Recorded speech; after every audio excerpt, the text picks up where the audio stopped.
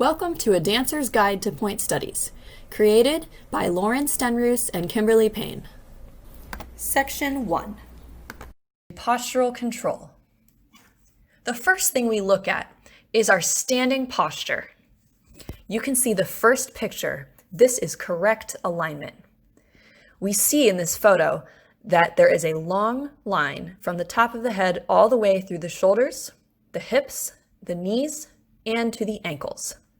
This is correct alignment. However, incorrect alignment looks like this. So the biggest problem here is lumbar lordosis. So that is the arching of the lower back. Why does lordosis happen? Lordosis happens because of weak abdominals and tight hip flexors in the front, as well as weak glutes. Lordosis also happens because the pelvis is not in a neutral position. You can see this illustration here, which demonstrates how a neutral pelvis should look. As you can see, the hip bones are straight across even, and if the pelvis was a bowl, that bowl wouldn't be tipping forward or backwards. So we don't want lordosis. Neutral pelvis is the way to go.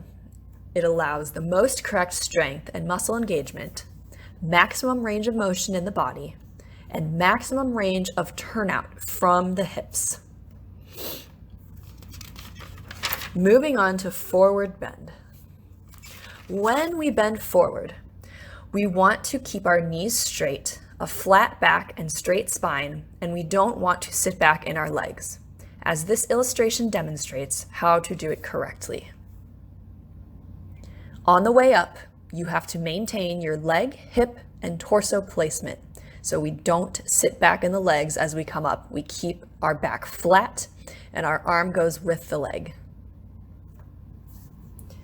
For the back bend, we must have a strong upward lift from the sternum and upper back. So if you notice, the postural muscles are staying engaged, including the abdominals, glutes, upper back, and legs. The pelvis stays directly over the feet, so your butt's not sticking out, and your shoulders are square, so there's no twisting happening. Coming up from our back bend, you have to lengthen your upper body out and up and lift. Your abdominals zip together as you come up, and you keep your hips over your feet, knees are straight, turnout and core engaged.